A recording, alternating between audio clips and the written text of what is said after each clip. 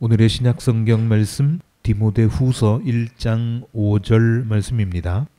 나는 그대 속에 있는 거짓 없는 믿음을 기억합니다. 그 믿음은 먼저 그대의 외할머니 로이스와 어머니 유니게 속에 깃들어 있었는데 그것이 그대 속에도 깃들어 있음을 나는 확신합니다. 아멘. 올해의 마지막 날입니다. 하나님께서 우리를 여기까지 인도해 주셨습니다. 지금까지도 여러분을 지켜주신 하나님께서 앞으로도 세상 끝날까지 은혜 안에서 잘 지켜주시기를 주님의 이름으로 축복합니다. 연말이 되면 보통 결산을 하지요. 회사도 그렇고 가정도 그렇습니다. 수익이 얼마나 있었는가 또는 적자가 얼마나 기록됐는가 따져봅니다. 경제적인 수지타산도 중요하지만 그것보다 더 중요한 결산거리가 있습니다. 바로 자식 농사입니다. 어떻습니까? 올 한 해 동안 여러분은 자식 농사 잘 지으셨습니까? 성경에 나오는 인물들 가운데에서 훌륭한 분들이 참 많습니다마는 교육에 대해서, 가르침에 대해서 직접적으로 언급된 사람이 디모데입니다. 디모데라고 하는 사람은 기원 후 17년에 태어난 것으로 추정이 되는데요. 그것이 맞다면 지금부터 딱 2000년 전입니다. 그러니까 2017년 올해에는 디모데 탄생 2000주년이 되는 셈입니다. 바울이 디모데에게 쓴 편지가 디모데전서 그리고 디모데후서인데요. 디모데후서, 디모데에게 보낸 두 번째 편지, 디모데후서 1장 1절 2절에 이런 말씀이 있습니다. 바울이 디모데에게 인사하는 내용입니다. 이렇게 되어 있습니다. 하나님의 뜻으로 그리스도 예수 안에 있는 생명의 약속을 따라 그리스도 예수의 사도가 된 나 바울이 사랑하는 아들 디모데에게 이 편지를 씁니다. 하나님 아버지와 우리 주 그리스도 예수께서 내려주시는 은혜와 자비와 평화가 그대에게 있기를 빕니다. 바울 하면 성경에서 가장 위대한 인물로 알려져 있는데 천하의 그 바울이 디모데를 보고 아들이라고 했습니다. 디모데가 사실 바울의 친아들은 아니죠. 바울은 죽을 때까지 총각으로 살았던 사람입니다. 그렇다면 이거는 아무한테나 붙일 수 있는 표현이 아닙니다. 그만큼 바울이 디모데를 신뢰하고 있다는 뜻이겠죠. 그리고 4절에서는 이렇게 말합니다.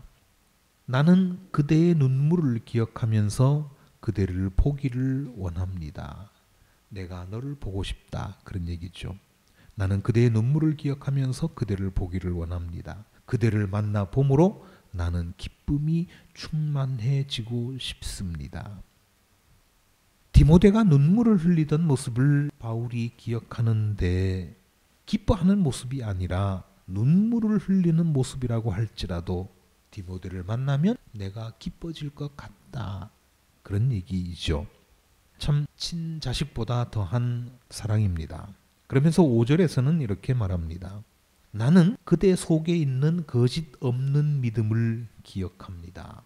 거짓 없는 믿음을 기억합니다. 디모데 안에 있는, 디모데가 가지고 있는 믿음은 거짓 없는 믿음이다. 바울이 그렇게 인정을 한 거죠. 나는 그대 속에 있는 거짓 없는 믿음을 기억합니다. 그 믿음은 먼저 그대의 외할머니 로이스와 어머니 유니게 속에 깃들여 있었는데 그것이 그대 속에도 깃들어 있음을 나는 확신합니다. 디모데가 이렇게 바울의 눈에 쏙 들 정도로 어디 하나 흠잡을 데 없이 훌륭한 인간상으로 보인 것은, 이렇게 디모데가 훌륭하게 잘 자란 것은 외할머니 로이스 그리고 어머니 유니게의 덕이다. 그런 얘기이죠. 바울은 그렇게 해석합니다. 어머니와 외할머니가 교육을 잘 했다는 뜻이지요. 근데 참 재미있는 것은 여기에 아버지와 할아버지는 언급이 안 돼 있고 어머니와 외할머니가 언급이 되어 있다는 겁니다. 어머니 로이스와 외할머니 유니게는 유대인이었습니다. 그리고 여기는 안 나오지만 디모데의 아버지는 그리스 사람이었습니다. 그런데 어머니와 외할머니가 디모데를 너무나 잘 키웠습니다. 그만큼 어머니의 영향력, 자식에게는 어머니의 영향력이 크다는 얘기겠죠. 이렇게 어머니의 손에서 외할머니의 손에서 훌륭하게 자란 디모데는 바울의 뒤를 이어서 후세에 큰 이름을 남긴 훌륭한 목회자가 되었습니다. 지금 우리가 교육 이야기를 하고 있는데요. 교육하면 빼놓을 수 없는 인물이 장자크 루소입니다. 이 사람은 1712년에 태어나서 1778년까지 살았던 인물인데요. 원래 스위스에서 태어났지만 활동은 주로 프랑스에서 했습니다. 이 사람이 에밀이라고 하는 아주 유명한 책을 썼는데 그 책을 읽어보면 교육은 세 가지를 통해서 이루어진다고 했습니다. 세 가지를 통해서 이루어진다. 그러니까 교육이 이루어지기 위한 스승이 세 가지가 있다. 그런 얘기인데요. 그 세 가지가 뭐냐면 첫째는 자연, 둘째는 인간, 셋째는 사물입니다. 여기서 루소는 자연을 첫 번째로 꼽았는데 루소가 말하는 자연이라고 하는 것은 하나님으로 바꾸어 써도 되는 말입니다. 자연은 인간을 내적으로 성장시키고 그리고 두 번째 스승인 인간은 그 성장을 활용하도록 돕고 세 번째 스승인 사물은 그것과 부딪혀 얻는 경험의 측면에서 교육을 돕는다. 이 사람의 표현대로 하면 그렇습니다. 모든 교육에서 이 세 가지 스승은 반드시 있어야 된다 하는 겁니다. 하나라도 빠지면 안 됩니다. 하나님 없는 교육 있을 수 없습니다. 사람이 가르치지 않는 교육 있을 수 없습니다. 환경이 지배하지 않는 교육 없습니다. 이 말이 뭘 뜻하는가 하면 자식 농사를 잘 지으려면 첫째, 하나님께서 잘 보살펴 주셔야 된다는 겁니다. 두 말하면 잔소리죠. 그 다음으로 중요한 것 둘째는 사람인데 사람에는 누가 있겠습니까? 먼저 가장 중요하게 부모가 있겠죠. 그리고 또한 선생님을 잘 만나야 됩니다. 이제 머지않아 새학기가 될 텐데 새학기가 될 때마다 학부모들이 가장 걱정하는 것이 바로 이 문제죠. 우리 아이가 선생님을 잘 만나야 될 텐데 새학기에 새 담임 선생님은 어떤 분이 맡게 될까 그런 걱정을 합니다. 우리나라의 모든 선생님들이 높은 인격과 실력을 갖추고 있으면 참 좋겠습니다마는 선생님도 사람인지라 개인적인 편차가 많은 것이 현실입니다.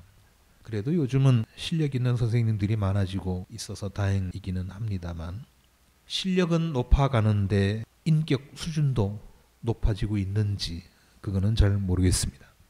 자, 어쨌든 이 문제 역시 하나님의 손길이 필요하다 하는 겁니다. 그 다음 셋째가 사물, 곧 환경인데 우리 아이가 어떤 환경을 만나서 어떤 경험을 쌓게 될 것인가 이 문제 또한 하나님께서 좋은 길을 열어주셔야 됩니다.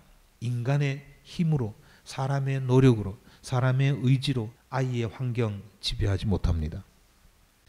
자, 제가 지금 세 스승을 말씀드렸는데 저는 이 가운데서 부모의 역할이 가장 중요하다고 생각합니다. 왜냐하면 부모는 아이들 인생의 방향키를 쥐고 있기 때문입니다. 아이가 아직 완전히 독립적인 인격체가 아니기 때문에 어려서 성장할 때까지는 부모의 영향을 받을 수밖에 없는데 부모는 아이가 타고 가는 배의 선장이라는 얘기입니다. 부모가 어느 방향으로 인도를 하느냐에 따라서 아이는 그쪽으로 가게 되어 있습니다. 부모가 얼마나 아이를 위해서 기도하는가 거기에 따라서 하나님의 은혜를 놓치지 않고 받아들일 수 있습니다. 물론 기도한다고 만사가 다 해결되는 것은 아니겠지만 그러나 우리가 기도를 하는 것은 뭐냐 하면 내가 따다다다다 하나님 앞에 뭔가를 말하는 것 그것보다도 하나님의 음성을 듣는 것이 기도입니다. 하나님께서 우리에게 어떤 은혜를 내려주시려고 하는가 하나님께서 내 아이에게 어떤 은혜를 내려주시려고 하는가? 기도하는 사람만이 그 은혜를 제때에 받을 수 있습니다. 그리고 부모가 얼마나 아이에게 분별력을 심어주는가, 거기에 따라서 아이들이 사물을 제대로 분간하면서 적응할 수 있습니다. 아이들이 올바른 판단력을 가지고 있으면은요, 학교의 선생님조차 그 아이를 함부로 대하지 못합니다. 공자 얘기 잠깐 하면은요, 공자는 자신의 철학을 8글자로 정리를 했는데 논어에서 가장 중요한 구절 중에 하나입니다. 그 8글자가 뭐냐면 군군신신부부자자 그랬습니다. 군군신신부부자자. 이게 무슨 말인가 하면 임금은 임금답고 신하는 신하답고 부모는 부모답고 자식이 자식다우면 세상은 저절로 굴러간다. 그런 얘기입니다. 자, 그런데 어머니가 어머니의 역할을 제대로 못하고 아버지가 아버지의 역할을 제대로 못하면 아이들은 부모를 신뢰하지 않습니다. 그냥 어쩔 수 없이 밥 얻어먹고 한 집에 살기는 하지만 믿지 않는다 얘기입니다. 그러면 부모가 하는 말이 먹혀 들어가지 않습니다. 예전에는 아이들이 집에 있는 시간이 많았지만 지금은 달라졌죠. 밖에 있는 시간이 집에 있는 시간보다 훨씬 더 많습니다. 학교에다가 학원에다가 또 뭐 여기저기 다니는 데가 많잖아요. 그렇기 때문에 집에 있는 동안 부모와 함께 있는 그 시간 동안 부모는 한시도 한눈을 팔아서는 안 됩니다. 부모가 안 좋은 생각을 하고 부모가 안 좋은 행동을 하면 자식들은 금방 거기에 물들어간다. 너무나 당연한 얘기 아닙니까? 여러 가지가 있겠지만 그 대표적인 것이 뭐냐 하면 부모가 거짓말하는 것. 부모가 거짓말을 하면 시키지 않아도 아이들은 거짓말을 합니다. 그리고 또 하나는 남을 비방하거나 욕을 하는 것. 욕설을 내뱉는 것. 그거 굉장히 조심해야 되는데요. 집안 꼴이 이렇게 되면 아이들은 집에서 스트레스를 받게 됩니다. 말은 안 하지만 엄청난 스트레스를 받습니다. 그러면 어떻습니까? 아이도 살아야 되잖아요. 사람이 생명 본능이 있거든요. 생존 본능이 있거든요. 집에서 스트레스 받고 집에서 기쁨을 못 찾으면 어떻게 해야 됩니까? 밖으로 나갈 수밖에 없죠. 튈 수밖에 없습니다. 누구를 만납니까? 친구들을 만나죠. 그 친구들, 원래부터 나쁜 친구는 없습니다만은 다 서툰 아이들 아닙니까? 성장하지 못한 아이들 아닙니까? 그렇게 휩쓸리다가 보면 예기치 않은 사건, 사고가 일어나게 되는 겁니다. 우리가 주방에 있는 유리그릇 얼마나 곱게 다룹니까? 그런데 아이들은 함부로 대합니다. 만약에 집안에 값비싼 골동품이 있다고 한다면, 고래청자가 하나 있다고 한다면 얼마나 조심조심 다루겠습니까? 얼마나 소중히 여기겠습니까? 그런데 어째서 아이들은 마구 내돌리는지, 아이들이 있는 앞에서 함부로 말을 하고 아이들에게 면박을 주고, 이게 생각 없는 부모들의 행동이죠. 아이들이 고래청자보다 못합니까? 아이들이 유리그릇보다 못합니까? 그렇지 않잖아요. 부모들이 흔히 그렇게 생각합니다. 나는 뭐 대충 해도 학교에서 잘 알아서 가르쳐 주겠지. 선생님들이 잘 키워주겠지. 천만의 말씀입니다. 학교에서 선생님들이 많은 것을 가르쳐 주는 것 같지만 정작 필요한 것들은 안 가르쳐 줍니다. 예를 들면 이런 거죠.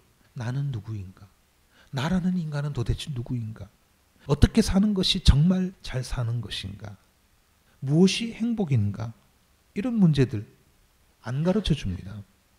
이렇게 자란 아이, 머릿속에 지식은 가득 들어있을지 모르지만 지각이 없습니다. 지각이 없으니 분별력도 있을 리가 없죠. 이렇게 자란 아이들이 어떻게 되는가 하면 결국에는 두 가지입니다. 하나는 노예가 되거나 남 시키는 대로 꾸역꾸역 따라하는 그런 노예가 되거나 아니면 폭군이 되거나 둘 중에 하나입니다. 그나마 우리 인생에서 필요한 것 가르쳐주는 데가 어딥니까? 교회입니다. 교회 가운데서도 우리 한울교회입니다. 아무쪼록 믿음 안에서 하나님 안에서 자식 농사에 반드시 성공하는 저와 여러분이 되시기를 주님의 이름으로 기원합니다.